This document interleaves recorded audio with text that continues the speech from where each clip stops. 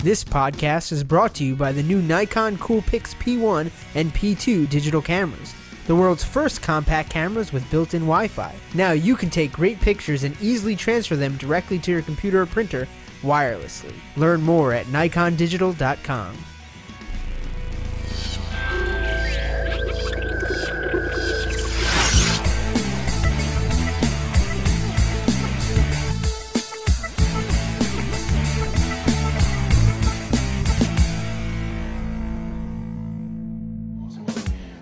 Hello everyone and welcome to this week's edition of Gear Live's Bleeding Edge. I'm Andrew Edwards. And I'm Sparky. And today we're going to bring you more tech news through the eyes of GearLive.com. So, let's hit the news. Indeed, let's. Alright, TiVo is set to announce, before I tell you what they're going to announce, let me tell you what they've done. They've booked the Museum of Television and Radio. Okay. And where is that? This is in New York. New York, okay. And there's all sorts of buzz. What's TiVo going to do? Why did they book the museum? And are they going to finally announce the ship date of Series 3? Or are they going to, finally talk about Netflix providing a download service through TiVo? What are they going to do? And so we actually have the scoop, as it were. Yes. Yeah. We got it from an anonymous source within TiVo. And we can tell you that tomorrow, which is our tomorrow, yes, most likely that was not your tomorrow. That was probably a week ago for you guys. Exactly. So consider us prophets. March 1st. Tomorrow, March 2nd, TiVo to announce KidZone parental control service.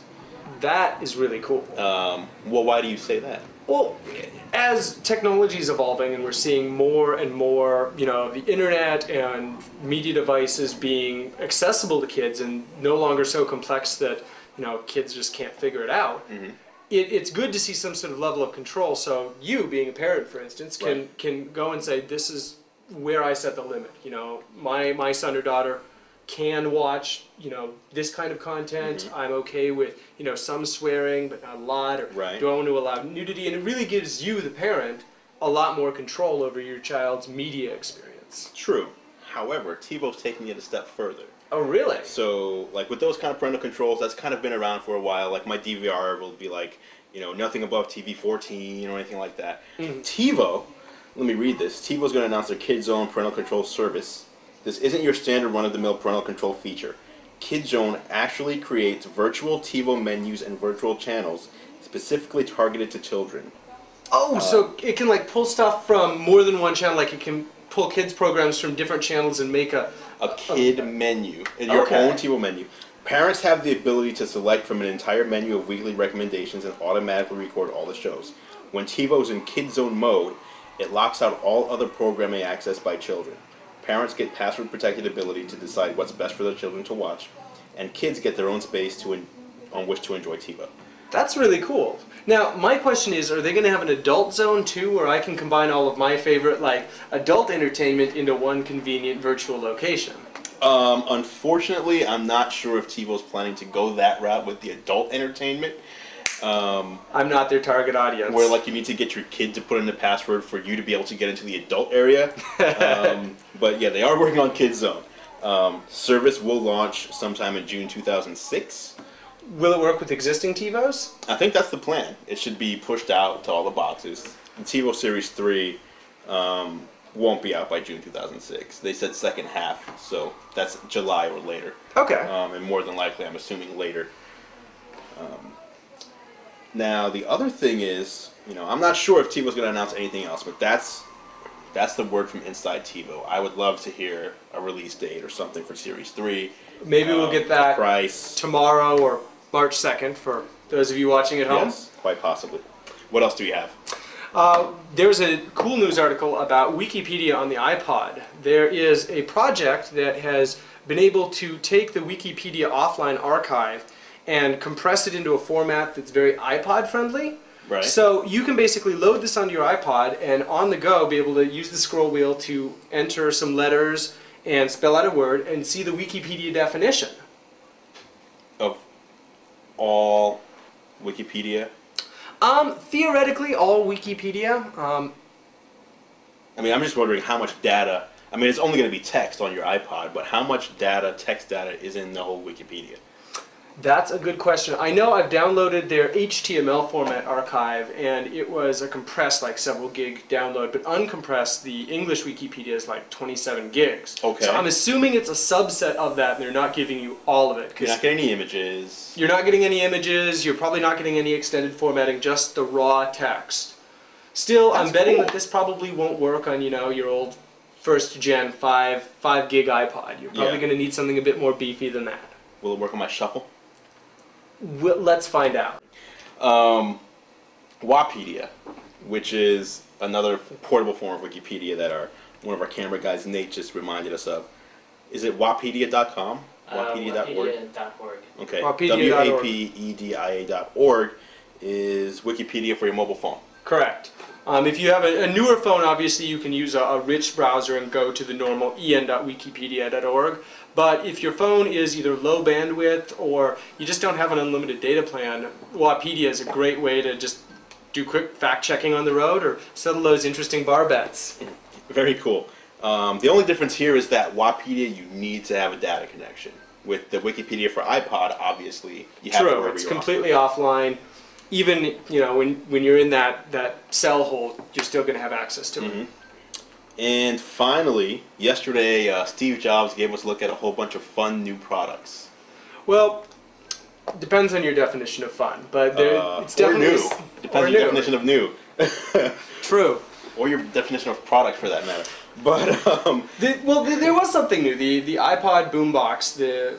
Looks like it could be good. Obviously, jury's still out until we hear how it sounds. The iPod Hi-Fi is what it's officially called. I'm really disappointed with this, though, and let me tell you why.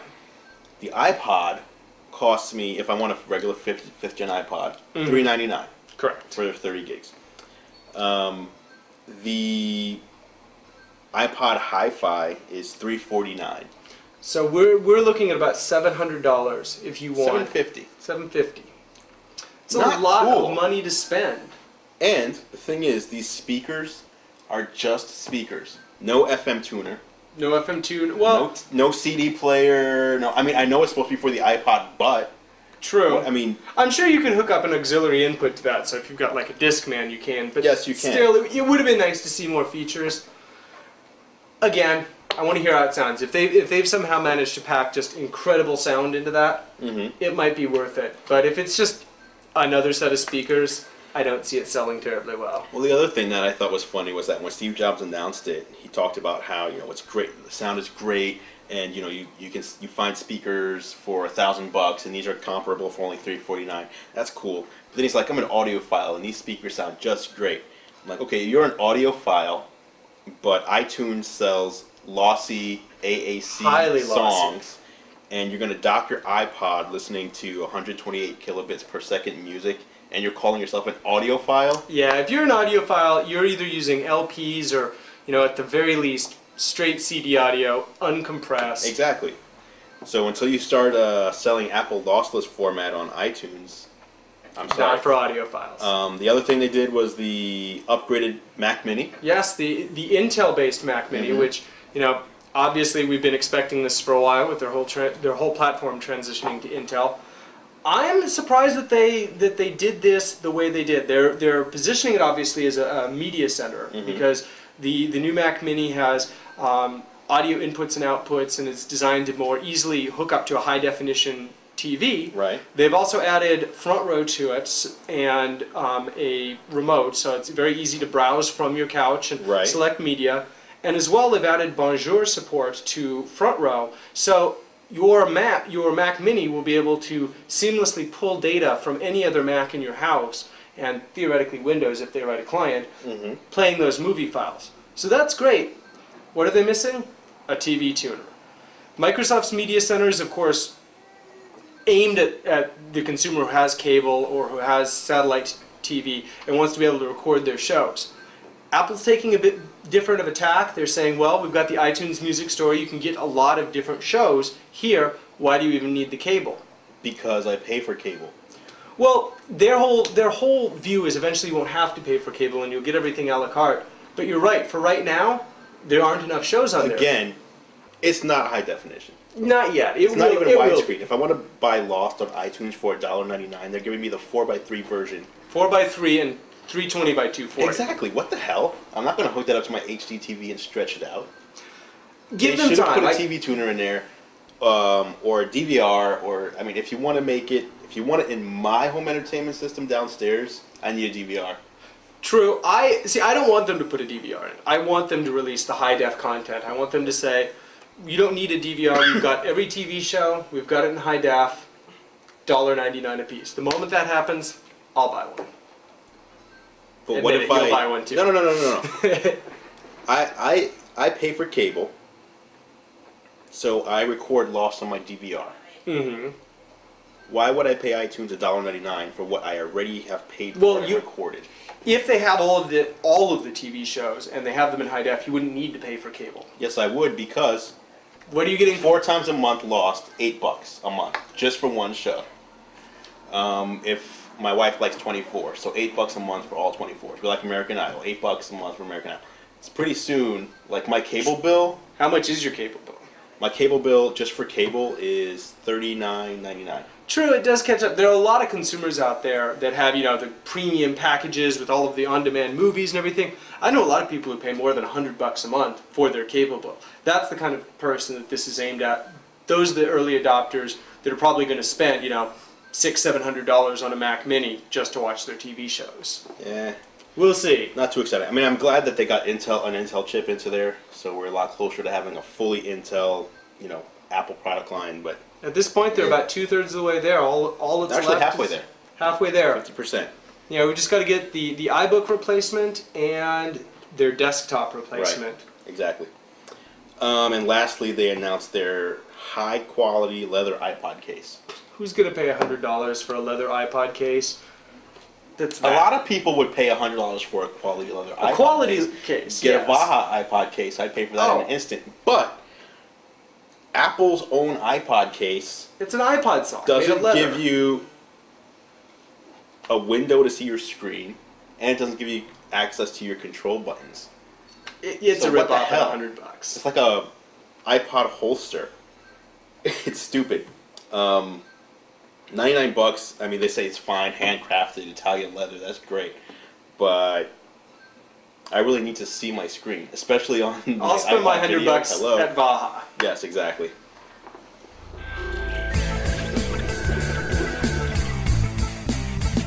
This is our segment Off the Dome, where we kind of talk about some random things and give you more of an editorial look, our feelings rather than straight news.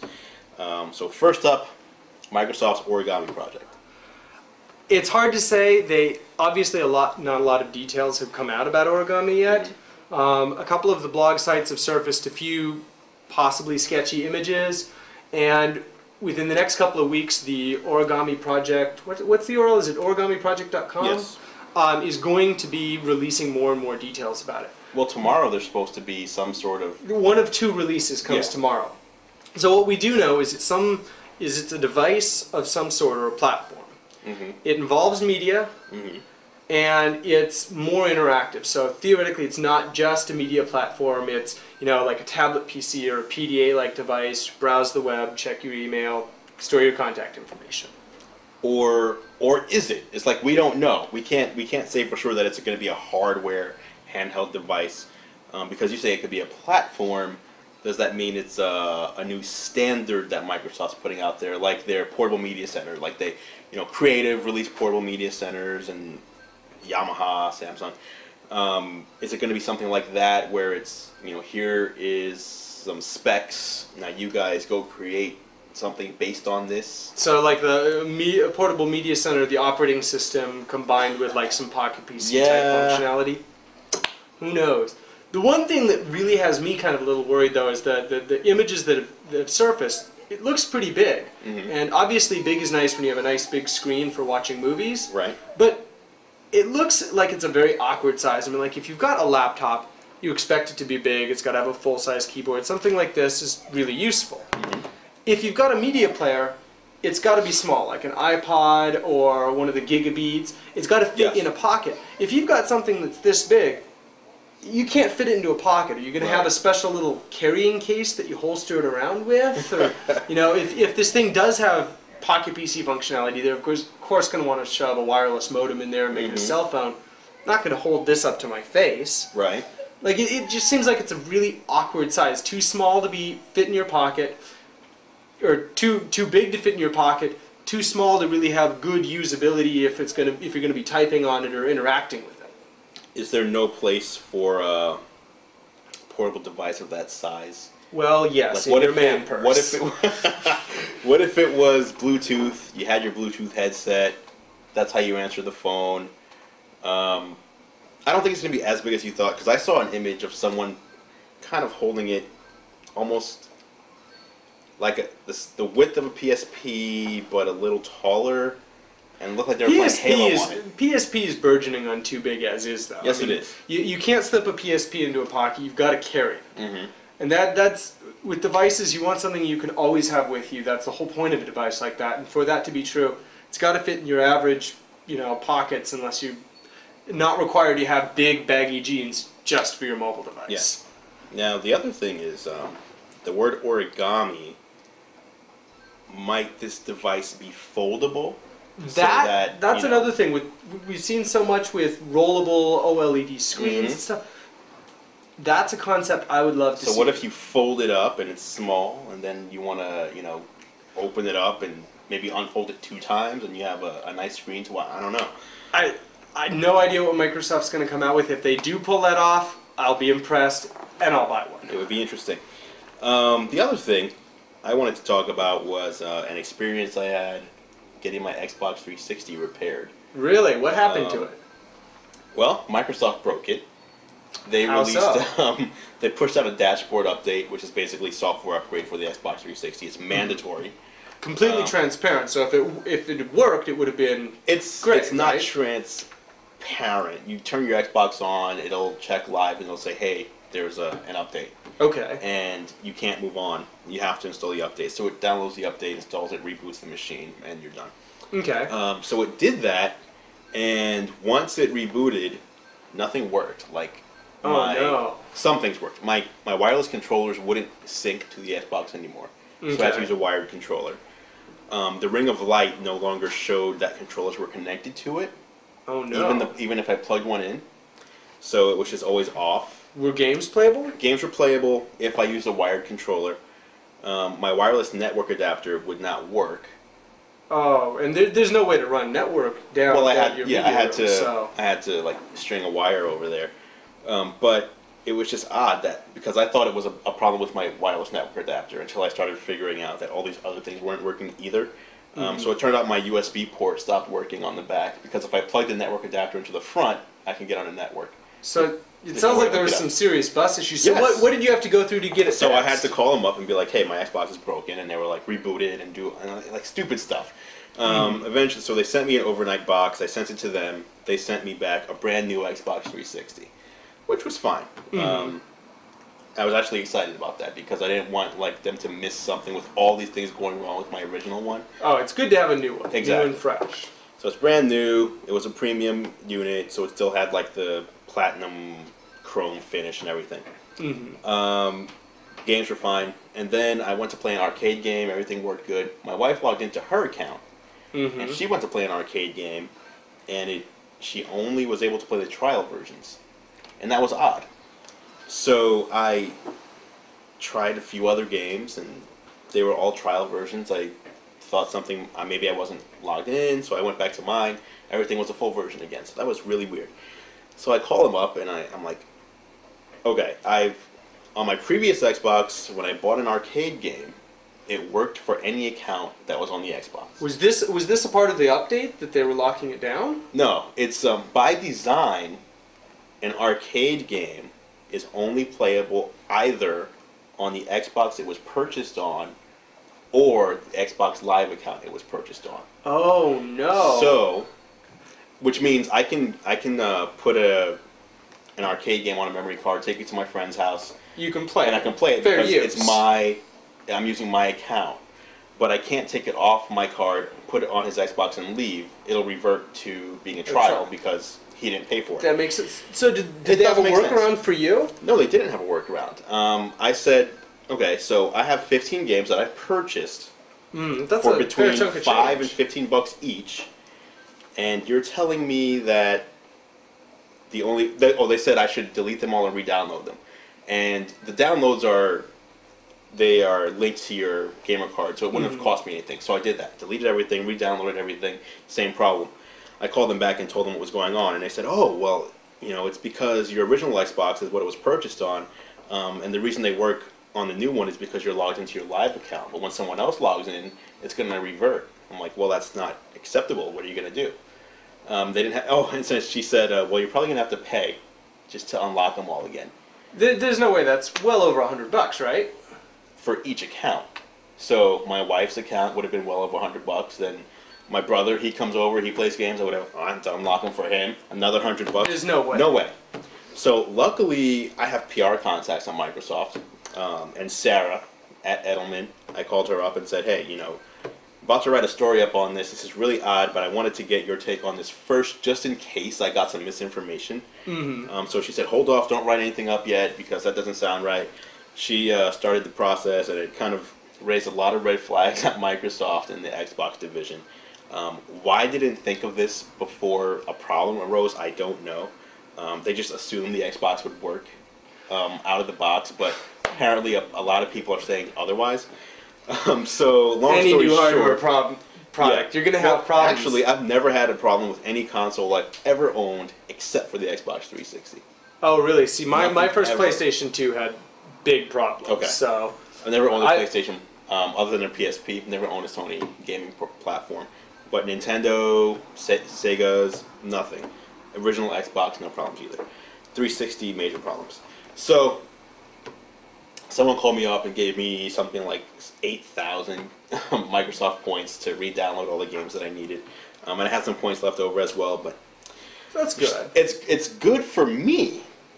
But what if not for somebody who doesn't have those exactly. PR? What if it happened to someone who didn't have PR contacts and that didn't have the clout to say, I'm going to write a negative article about the Xbox? Well, what's good about this, though, is because you've had this experience, it sounds like you've raised those red flags internally, and they might be putting in place a process so that the next person, who doesn't have those PR contacts can call up and get it fixed. Yeah, well, I mean, what would be ideal is if you need to get an Xbox swapped out for any reason, that you can log into Xbox Live somehow and say, this is all the old hardware ID, transfer all that to this new hardware ID.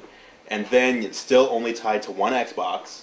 The old Xbox now won't be able to play any of those games, and you're done. It's like, it makes sense. What's the deal? Anyway, Microsoft, people do not like paying a premium of $400 or so to be in your public beta test. So I don't know. I know a lot of gamers who quite willingly paid $400 to be in a public beta test. Unknowingly, though. Yeah, unknowingly. I mean, as a consumer, you pay that much money, you expect it to work out of the box and not have to go through all these issues. Fair enough. Up next, we have a look at a radio that we saw a couple months back called, actually I don't know, it doesn't have a name per se, but it's by Eton Radio, and they make a lot of audio products. This is something they worked on with the Red Cross. Okay. For it's for survival, and it's pretty cool. So take a look at this video. Excellent. Hey guys, Andrew from Gear Live here. We are with Eton Corporation. Angela and Julia Howe are going to give us a look at their American Red Cross radio. Go ahead and show us what it does. This is an upgrade of our former FRs, FR200, FR250, and now we have come out with the FR350 and FR400. This radio is a crank radio. Crank it up for about 90 seconds. You can listen to your radio for about 60 minutes. In addition, this radio has AM, FM, and shortwave, as well as NOAA weather band right here, and TV band 1 and 2. Has flashlight, flashing red LED lights, and it has a cell phone charger where you can plug in your adapter in the back. Very nice. Cell phone charger. Nice. So if you didn't have batteries in here, can the crank basically work everything? Charges the battery. Everything. And so you can charge your cell phone by cranking. You can use the flashlight by cranking. You can also power it with regular AA batteries. Okay. What's the availability like? Is it out yet? It's going to be out in the beginning of February. Okay. And various retail chains online as well as in catalogs. What's the price? Yeah. The cost is $60 for this. This is a water-resistant version. Okay. And how'd you get the American Red Cross logo on there? Did you like pass some sort of certification or? We worked with the American Red Cross together to develop the logo for the Okay. circuit. Nice. Very cool. Thanks a lot, guys, for the information. Wow, that was really cool. I mean, like, I can see that being very useful in survival situations. You can charge your cell phone, you listen to the radio, get some light. It seems like a pretty all-in-one emergency unit. It is, and it's especially with things like Hurricane Katrina and things like that happened recently. You can see where a device like that would fit in. My first thought was, hey, it would be cool to have this in the trunk of my car or something like that. I want to get one for the trunk of my car. Yeah, but I mean, aside from the trunk of your car, having one in your house somewhere in case of, you never know. So a radio like that is, you just wind it up for, 60 seconds, and you have, hours of power, Yeah. and you can charge your cell phone, and you have a flashlight. So very cool. Good job, Eton. Great way to MacGyver it. Speaking of MacGyver, we just got a really cool device in. It's called the Stashcard. The Stashcard is a small holding case that fits into the PCM CIA slot on most laptops and lets you carry small things like some loose change, a few dollars, or perhaps your house key, where you're guaranteed not to lose it, on your Unless laptop. someone steals your laptop. True, and then you're they just can get in your screwed. house. Yes. Yeah. Now, one of the things I love about this is in it, of course, comes the little instruction card, which has some pretty self-explanatory things. But let me read this, the big top line to you. Stashcard is for dry items only. What? I guess they got to put that just so, to be absolutely clear, but who's really going to be like, man, I'm thirsty. Can you put some juice in here for me? Yeah.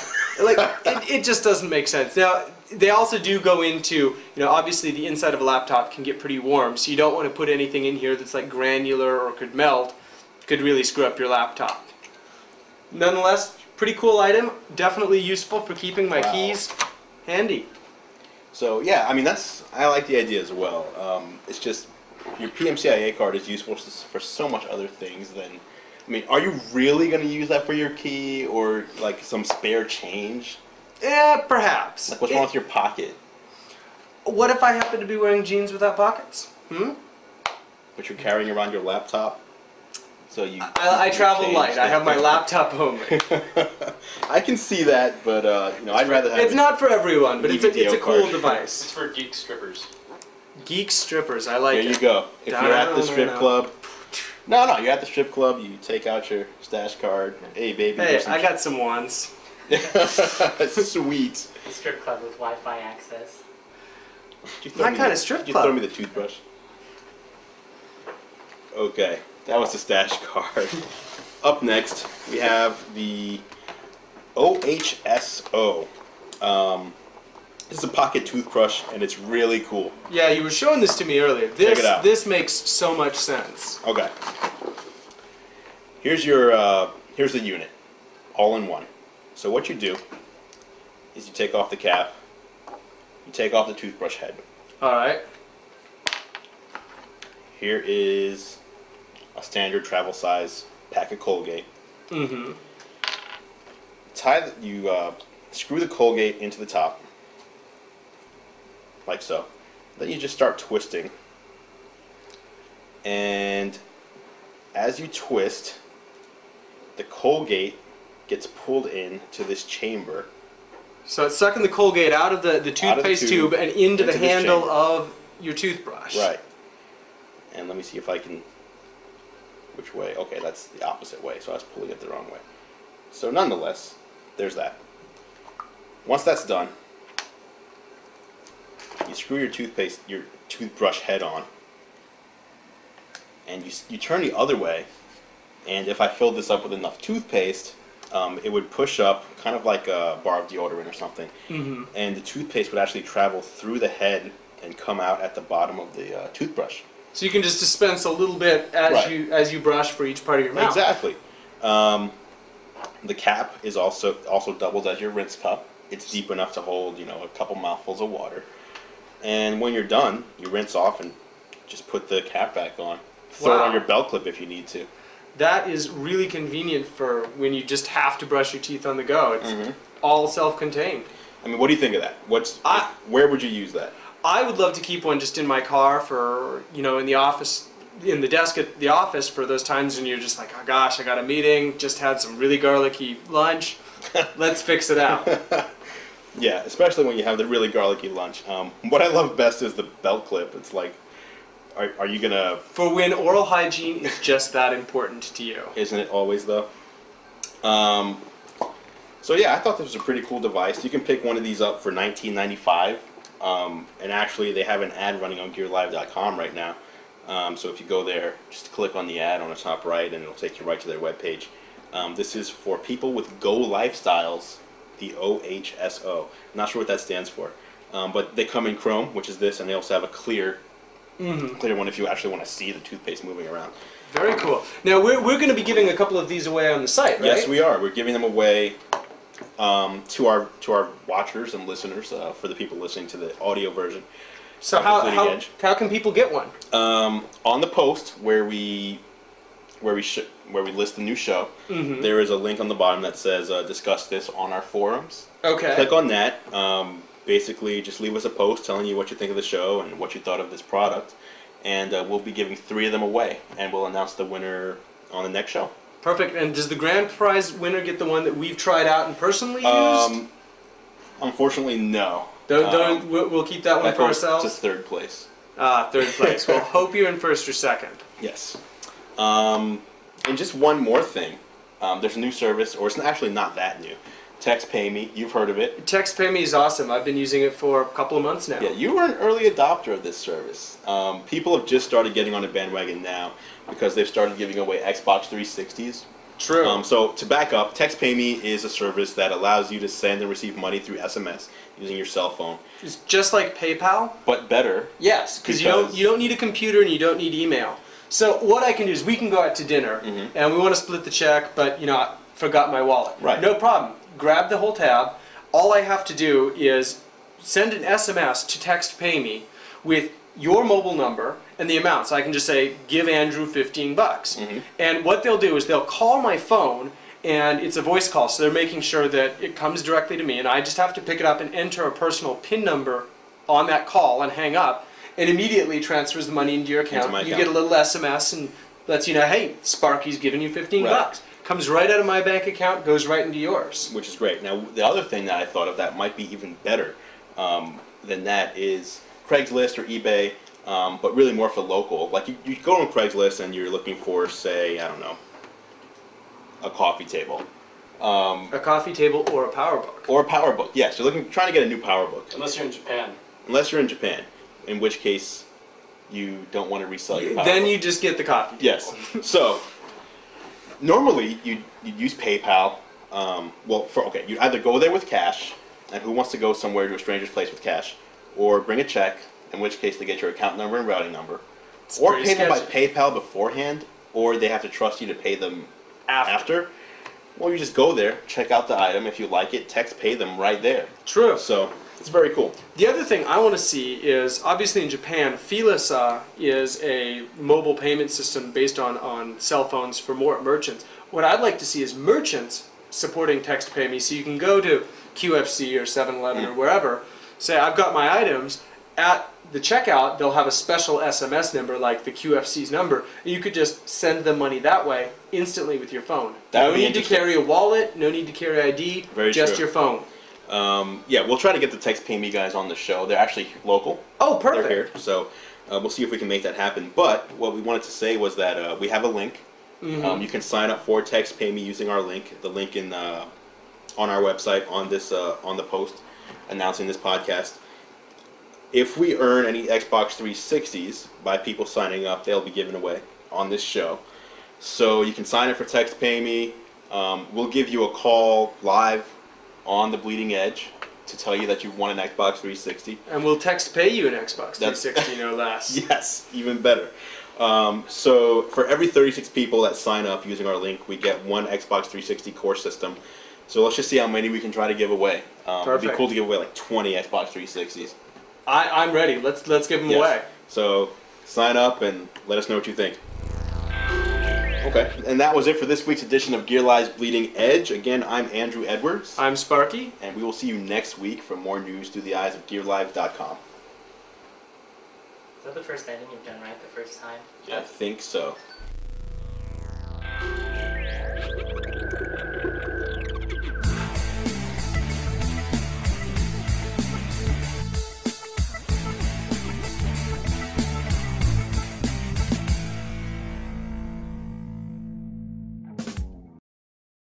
This podcast is brought to you by the new Nikon Coolpix P1 and P2 digital cameras, the world's first compact cameras with built-in Wi-Fi. Now you can take great pictures and easily transfer them directly to your computer or printer wirelessly. Learn more at nikondigital.com. TiVo and their KidZone service. That is not good. Good catch, though. Do not make that an outtake. I don't want people knowing we use a piece of cardboard. Not even cardboard. What is a piece of paper? Yeah. Hey, We don't even rank for cardboard. We've got butcher paper. Oh man.